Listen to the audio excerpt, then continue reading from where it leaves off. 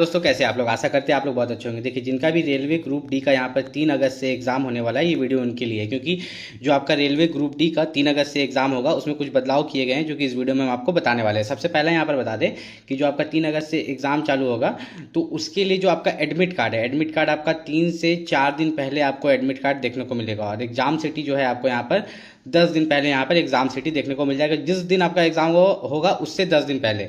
अब सबसे बड़ा दिक्कत क्या आता है ना, कि जब बच्चे एग्ज़ाम देने के लिए जाते हैं और वे अपना आधार कार्ड लेके जाते हैं, क्योंकि आधार कार्ड कंपलसरी है। आप देखते होंगे कि जब रेलवे ग्रुप डी का फॉर्म भरे होंगे तो आपका आधार नंबर लिया होगा, तो आधार कार्ड के साथ साथ आप अपना एडमिट कार्ड लेके जाते हो। अब यहाँ पर सबसे मेन क्या होता है ना, कि आपका आधार कार्ड का जो डिटेल है, आपके आधार कार्ड में जो नाम है, आपका डेट ऑफ बर्थ है, आपके पापा का नाम है, वो आपके एडमिट कार्ड से मैच करना चाहिए। क्योंकि इन्हीं दोनों को मैच करके वो आपको अंदर घुसाते हैं। अगर ये दोनों मैच नहीं करता है तो आपको वो लोग वहाँ से मतलब एग्ज़ाम देने में दिक्कत हो सकती है। तो इसके लिए क्या उपाय है, देखिए, अगर आपका मैच करता है तो बहुत अच्छी बात है। और आधार कार्ड में फ़ोटो भी बहुत ज़्यादा पुराना नहीं होना चाहिए, ठीक है। ये सब छोटा छोटा प्रॉब्लम है जो कि फेस करना पड़ता है, जो मैं आपको बता रहा हूँ, ठीक है। ऐसे यहाँ पर इसके लिए अल्टरनेटिव है।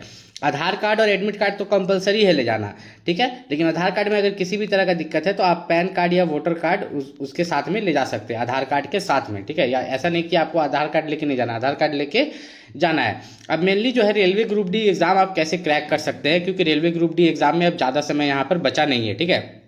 3 अगस्त से आपका एग्जाम शुरू हो रहा है, तो ज़्यादा समय नहीं बचा है। तो कैसे क्रैक कर सकते हैं, क्या कटअप जाता है, मैं आपको इस वीडियो में बताऊंगा, ध्यान से सुनिएगा। और नॉर्मलाइजेशन पर आपको कैसे ध्यान देना है। तो टोटल आप यहाँ पर आपको पता है कि टोटल आपके 100 क्वेश्चन है और 90 मिनट का समय है। यही आपके लिए प्लस पॉइंट है, जो 90 मिनट का समय मिल रहा है ना।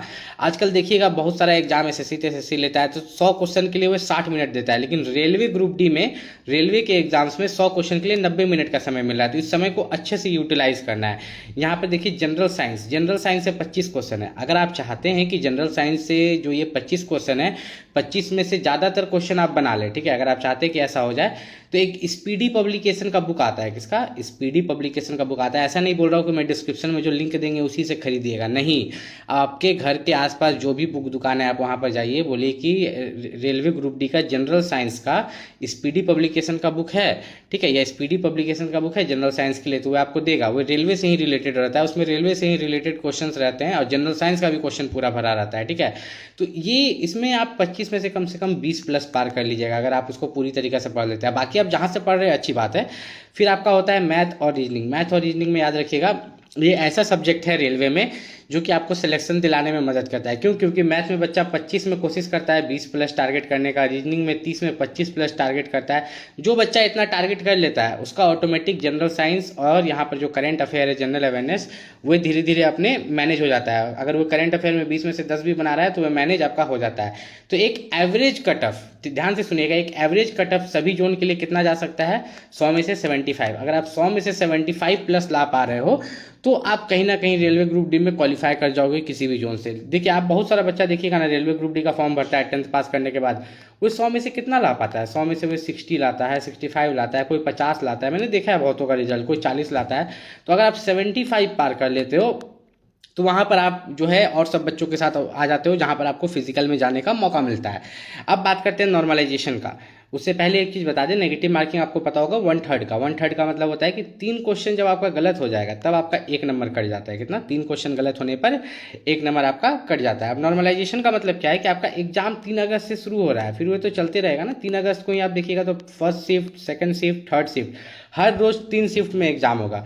तो यहाँ मान लीजिए पहला शिफ्ट में इजी क्वेश्चन पूछ दिया, सेकंड शिफ्ट में मीडियम, थर्ड शिफ्ट में हार्ड, तो उसी को मैनेज करने के लिए ये लोग नॉर्मलाइजेशन करता है। लेकिन नॉर्मलाइजेशन में 2 चीज़ का ध्यान रखना है आपको। सबसे पहले तो आपको ये लोग देखेंगे कि इजी शिफ्ट में बच्चा का एग्जाम पड़ा था कि हार्ड शिफ्ट में। अगर आपका इजी शिफ्ट में एग्जाम पड़ता है तो आपको 2 नंबर, 5 नंबर, 8 नंबर ऐसे करके दिया जाएगा, ठीक है। अगर आपका हार्ड शिफ्ट में एग्जाम पड़ता है तो आपको मिलता है 10 नंबर, 12 नंबर, 15 नंबर, ऐसे करके मार्क्स आपको यहाँ पर दिए जाते हैं। मैंने रेलवे ग्रुप डी में देखा है 20 मार्क्स तक दिया जाता है। कितना? 20 मार्क्स तक मैक्सिमम यहाँ पर दिया जाता है नॉर्मलाइजेशन में। दूसरा ये लोग देखते हैं एक्यूरेसी देखते हैं, मतलब कि एक बच्चा जो है 100 में से पूरा 100 क्वेश्चन बना देता है रेलवे ग्रुप डी में, लेकिन उसका सही कितना होता है? 60 गो, ठीक। तो 40 तो गलत हो गया। उस 40 का पहली बात तो नेगेटिव मार्किंग कटेगा, ठीक है। नेगेटिव मार्किंग जो कि 3 गलत पर 1 मार्क्स कटता है।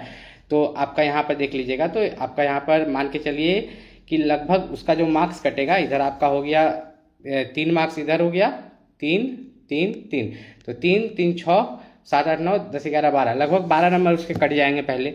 उसके बाद उसको नॉर्मलाइजेशन में भी मार्क्स नहीं मिलेगा क्योंकि उसने एक्यूरेसी मेंटेन नहीं किया था। लेकिन रेलवे ग्रुप डी में अगर आप एक्यूरेसी मेंटेन करते हैं, मतलब ध्यान से समझ लीजिए, सीधा सीधी बात है, आपको एग्जाम में 100 क्वेश्चन मिलता है, आपको आ रहा है 65 को क्वेश्चन, 65 को क्वेश्चन आप बना सकते हैं, उतना ही बनाइए, तुक्का मारने का कोई जरूरत नहीं है। अगर ये सही हो गया, इसमें 1 के 2 को गलत हुआ, सही हो गया, तो आपको नॉर्मलाइजेशन में कम से कम मैं आपको गारंटी बताता हूँ 10 से 12 नंबर आपको मिलने के चांसेस रहेंगे। आपको एक्यूरेसी भी मेंटेन करना है। अगर आपका हार्ड शिफ्ट में रहा तो, और इजी शिफ्ट में रहा तब भी 8 नंबर के आसपास आपको मिल जाएगा एक्स्ट्रा। सोचिए, जो कि आपको बहुत मदद करता है सिलेक्शन लेने में।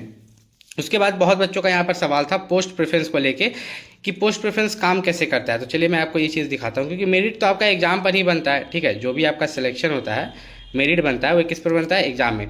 तो टोटल जो नंबर ऑफ पोस्ट है आपको यहाँ पर दिख रहा होगा, ठीक है। टोटल नंबर ऑफ पोस्ट 14 तरह का पोस्ट है। तो आपने पोस्ट प्रेफरेंस में भरा होगा, आपके जोन में जितने भी पोस्ट अवेलेबल होंगे, मान लो कोई कोलकाता जोन भरा होगा तो सब पोस्ट अवेलेबल था, तो वो सब पोस्ट को पोस्ट प्रेफरेंस में दिया होगा। तो अब होता क्या है कि इसमें एक मेडिकल स्टैंडर्ड होता है, ठीक है। मेडिकल स्टैंडर्ड किसी के लिए B1, किसी के लिए A2, किसी के लिए C2 रहता है, ठीक है। ऐसे करके मेडिकल स्टैंडर्ड्स रहता है। और ये मेडिकल स्टैंडर्ड्स मेनली आइज को लेके रहता है, आँख को लेके, ठीक है। आपका जो आँख होता है ना, उसको लेके कि आपका आँख कैसा है, ठीक है। तो अगर इसमें से किसी एक मेडिकल स्टैंडर्ड्स में आप रिजेक्ट हो जाते हैं, मान लो कि आप B1 में रिजेक्ट हो जाते हो, तो चलिए B1 के पोस्ट के लिए आप रिजेक्ट हो गए, A2 का पोस्ट के लिए एलिजिबल तो है ना, ठीक है। आप बाकी A3 के पोस्ट के लिए एलिजिबल हो। और सबसे कम कट ऑफ किस पोस्ट के लिए जाता है, सबसे कम कट ऑफ जिस पोस्ट के लिए जाता है, उस पोस्ट का नाम मैं आपको यहाँ पर बता देता हूँ। उस पोस्ट का नाम है 7 नंबर में है ट्रैक मेंटेनर ग्रेड 4, ठीक है। ट्रैक मेंटेनर ग्रेड 4 में क्या होता है कि रेलवे ग्रुप डी में आपको ट्रैक पर काम करना पड़ता है, ठीक है, रेलवे ट्रैक पर। तो ये पोस्ट बच्चा लोग जो है एकदम नीचे में देता है, तो इसका चांस, ये पोस्ट बहुत कोई तो देता ही नहीं है पोस्ट प्रेफरेंस में, तो इसका सिलेक्शन होने का चांसेस ज़्यादा है, ठीक है। अगर आप इस पोस्ट को भी पोस्ट प्रेफरेंस में भरे होंगे तो आपके सिलेक्शन होने के चांसेस ज़्यादा रहते हैं। रेलवे ग्रुप डी का एग्जाम अगर आप भी 3 अगस्त से देने वाले, आपको कोई भी डाउट है आप नीचे कॉमेंट करके पूछ सकते हैं। आपका भी रेलवे ग्रुप डी का एग्जाम है 3 अगस्त से, तो आपको एक टिप दे देता हूं मैं रेलवे ग्रुप डी एग्जाम के लिए। देखिए, रेलवे का एग्जाम ऐसा है जिसमें कि आपका मैथ, रीजनिंग और जीके, यही 3 चीज पूछता है ना। और आपका ग्रुप डी में थोड़ा सा जनरल साइंस का 25 क्वेश्चन अलग से दिया जाता है।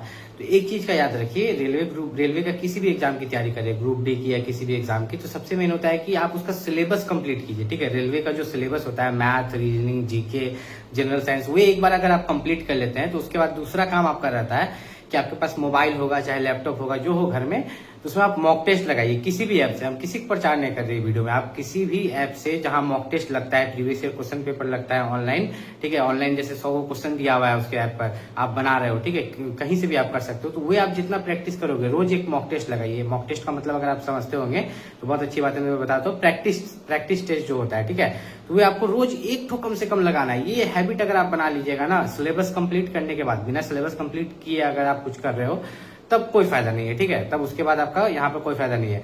उसके अलावा अगर आपको कोई भी दिक्कत है रेलवे ग्रुप डी से रिलेटेड तो आप नीचे कमेंट करके पूछ सकते हैं।